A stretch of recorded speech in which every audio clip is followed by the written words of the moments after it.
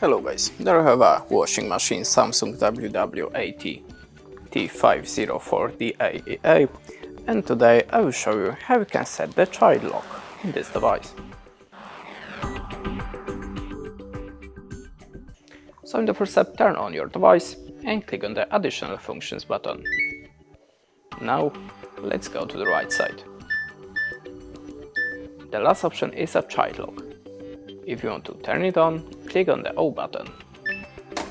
Now it's activated, so we cannot do anything from the panel because the child lock is activated.